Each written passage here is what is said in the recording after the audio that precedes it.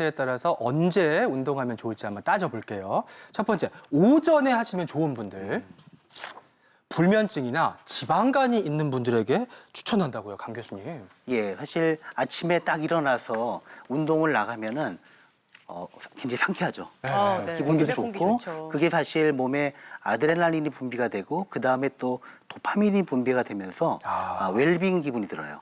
기분이 좋아지고 긍정적인 기분. 굉장히 네. 긍정적이 돼서 네. 굉장히 좋은 그런 효과를 거두게 되고요. 또 햇볕이 나오잖아요. 그러면은 햇볕이 작용을 하면서 세로토닌이라는 호르몬이 나옵니다. 그러면 굉장히 우울감이 있던 것도 다 사라지고 굉장히 긍정적이 되거든요. 또 오전에 운동을 하면은 이제 저녁 때 불면증이 있는 분도 잠을 푹 주무시는 게 도움이 돼요. 근데 어떤 분들은 불면증 때문에 운동을 많이 해서 지쳐서 자야겠다. 맞아요. 저녁이나 밤 운동을 하시는 분이 있는데 네. 그때 운동을 하면 교감신경이 자극이 돼요. 약간 흥분이 되거든요. 그게 몇 시간 가니까 오히려 뒤척입니다.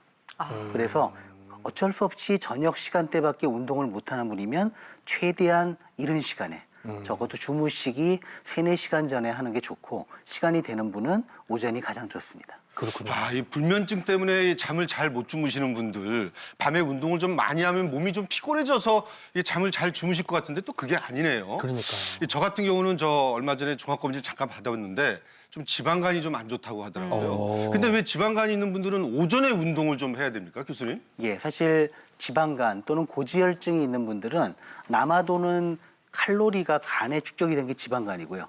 그리고 또 남아도는 칼로리가 체지방으로 축적이 되면서 혈관을 이동하는 게 고지혈증이에요. 이걸 태우려면 먼저 혈당을 태운 다음에 지방을 태우니까 공복 상태가 유리하다는 거죠. 실제로 저희 강부삼성병원에서 네. 12만 명을 대상으로 조사를 한 게 있는데 매일 10분씩 네. 일주일에 한 5번 정도 꾸준히 약간 숨찬 정도의 운동, 예를 들어 뭐 빠른 걷기나 가벼운 달리기나 계단 오르기 같은 운동을 10분 정도를 했더니 이게 5년이 지나니까 지방간이 감소되는 폭이 운동 안 한 분보다 40%나 많았다. 와, 꽤 큰 효과라는 거죠. 그러네요. 그렇군요. 그렇다면 이제 오전에 이어서 시간이 조금 흘러가지고 좀 몸을 좀 움직인 오후 시간 운동이 맞는 분들은 어떤 분들인지 알아볼게요. 바로 고혈압이 있거나 관절 질환이 있는 분들은 오후 운동이 더 맞다고요.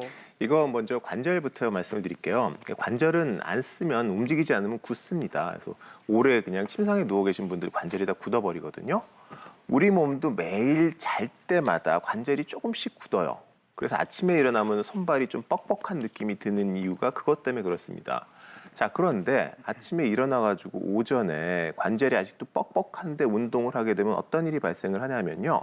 건강하신 분은 괜찮은데 우리 왜 추운 겨울날 막 자동차 시동 걸고 바로 가게 되면 막 부릉부릉거리고 차에서 이상한 소리 나잖아요. 털털거리고, 예. 관절이 있거나 관절염이 있거나 아니면 뭐 디스크가 있거나 이런 분들은 아침에 일어나면은 일단 뻣뻣한 상태에서 운동을 할 때 그게 삐기덕삐기덕거리니까 통증도 좀 더 생길 수가 있고요. 부상의 위험이 있거든요. 관절염 자체도 더 많이 진행을 할 수가 있고요. 관절염이 있는 분들은 오전보다는 아무래도 오후에 운전하는 게 조금 더 안전하다라고 알고 계시면 될 것 같고요. 이 고혈압이 있으신 분들은 왜 오후에 운동을 해야 되냐 하면은 우리가 자면은 잘 때는 혈압도 좀 내려갑니다. 내려가는데 보통 새벽에 이제 깨기 전에는 자율신경계통이 먼저 일어나가지고 활성화되면서 혈압이 조금씩 오르기 시작해요. 그래서 오전 중에는 계속 혈압이 조금씩 오르고요. 보통 점심때가 제일 혈압이 높은 편이고 오후에는 혈압이 좀 내려갑니다. 그런데 만약 오전에 그냥 간단한 그런 걷기 정도의 운동이 아니라 혈압을 올릴 수 있는 좀 뭐 무게 운동을 한다든지 운동. 심한 운동을 하게 되면은 오전에 그렇지 않아도 올라가 있던 혈압이 확 뛰겠죠. 아무래도 심장이나 혈관에 좀 많은 부담이 될 수가 있습니다. 그러느니 이 피크를 넘어가가지고 오후에 혈압이 아무래도 좀 내려가기 시작할 때 운동을 하는 게 훨씬 더 안전하게 되겠습니다. 정말 저한테 운동을 언제 하냐고 물으신다면 내일부터 합니다. 항상 이렇게 대답하고 미루곤 했었는데 약이 되는 시간을 잘 지켜야겠고요. 이번에는 식전에 운동하는 게 도움되는 분들. 비만, 과체중인 분들은 식전에 하는 게 좋네요, 트레이너님. 네. 그렇죠. 식전에 운동을 하는 게 당연히 좋습니다. 왜냐하면 아까 이제 앞서서 교수님께서 말씀하셨듯이 체지방을 좀 더 태울 수 있는 조건이 되는 거죠. 하지만 우리가 이 공복 시에 우리 그 근력을 운동을 해버리면 네. 우리가 과한 스트레스 때문에 오히려 더 역효과가 날 수가 있습니다. 네, 그래서 우리가 오전엔, 그러니까 공복 시에는 좀 더 그 동적인 스트레칭, 그러니까 움직이지 않았던 근육을 좀 가볍게 이렇게 스트레칭 해주면서 가벼운 유산소 운동을 하면서 전체적인 순환에 좀 더 초점을 맞추는 것이 좋습니다. 그리고 오후에 이제 좀 더 많은 스트레스를 줄 수 있는 근력 운동을 하는 것이 바람직하겠습니다. 그렇다면 반대로 식후에 운동하면 더 도움이 되는 분들 어떤 분들일지 알아볼게요. 바로 당뇨병이 있거나 위, 식도, 역류성 질환이 있는 분들 식후 운동 추천하신다고요, 장 교수님. 네, 운동을 하면 당이 떨어지는데요. 당뇨병이 있는 분들은 당이 조절이 잘 안 되시는 분들이에요. 근데 이분들은 공복 시에는 당이 떨어지고 있는데 거기서 운동을 하게 되면 당이 더 떨어지겠죠. 이런 경우에는 저혈당으로 빠질 수 있으니까 위험합니다.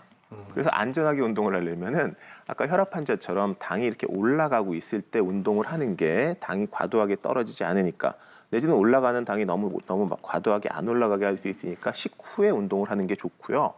식후에도 보통 한 1시간 정도에 제일 혈당이 많이 올라가니까 그 시간에 맞춰가지고 운동을 하시는 것이 좋고, 네. 보통은 저녁을 좀 많이 먹잖아요. 네네. 그러니까 아침이나 점심보다는 저녁, 아니면 탄수화물 같은 걸 좀 많이 먹어서 뭐 감자튀김 같은 거 먹었다. 그런 경우에는 그 직후에 운동을 하시는 게 당 관리에 훨씬 도움이 많이 됩니다. 그리고 위장 질환 같은 경우에는 보통 우리가 밥 많이 먹으면 소화 좀 해야 되겠다고 걷는 경우 많잖아요. 네네. 실제로 도움이 돼요. 걷게 되면은 이 움직임이 위장 간의 움직임을 도와주기 때문에 위에서 십이지장 쪽으로 음식이 넘어가는 걸 도와주거든요. 그러니까 밥을 먹고 나서 적당히 가벼운 운동을 하게 되면은 다시 역류를 하는 것도 방지가 되고 소화에도 아무래도 도움이 되니까 밥을 먹고 나서 간단한 걷기 정도의 운동을 하시는 건 도움이 되는데요. 네. 주의할 점은 여기서 너무 심한 운동을 하게 되면은 그 근육 쪽으로 혈액이 너무 많이 쏠리기 때문에 오히려 소화가 잘 안 될 수가 있어요. 그러니까 식후에 역류를 방지하거나 소화를 하기 위해서 하기 위해서 그런 운동은 너무 심한 운동이 아니라 아주 가벼운 걷기 정도의 운동을 하시면은 도움이 된다고 알고 계시면 되겠습니다. 밥 먹고 나서는 후식 대신에 운동부터 좀 챙겨야겠고요.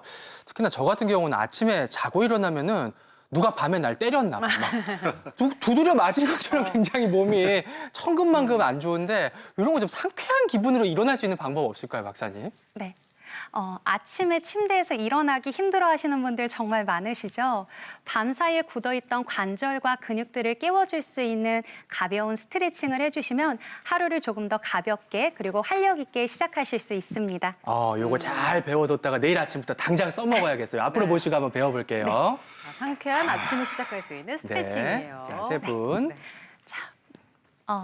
먼저 한 분만 저를 도와주시면 좋을 것 같아요. 예. 네. 네, 한 분만. 네, 김종진 씨가 한번 대표로 제가 좀 아무래도 네네네. 레이디 퍼스트 이런 예절을 제가 갖췄기 때문에 아무래도 자, 배워보도록 두 분 다 하겠습니다. 네. 그러면 천장을 보고 누워주실게요. 네. 천장을 보고 네, 네, 잠자리다 생각하고 누워주실게요. 아, 너무 침대에 좋습니다. 누웠다 네. 이렇게 생각하는 거예요. 잠자리다 생각하고 누워주세요. 제가 오늘 아침에 일찍 일어나가 좀 자야 되겠네요. 아이고.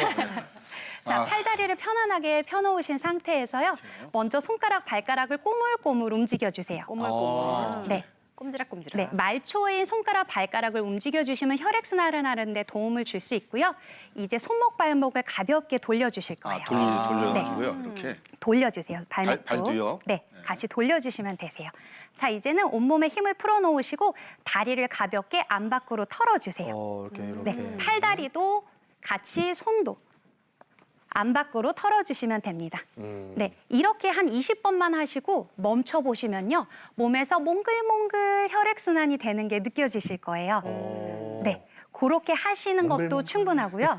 네, 이번에는 양 팔꿈치를 접어보실 거예요. 네. 그리고 하나씩 원을 그려주세요.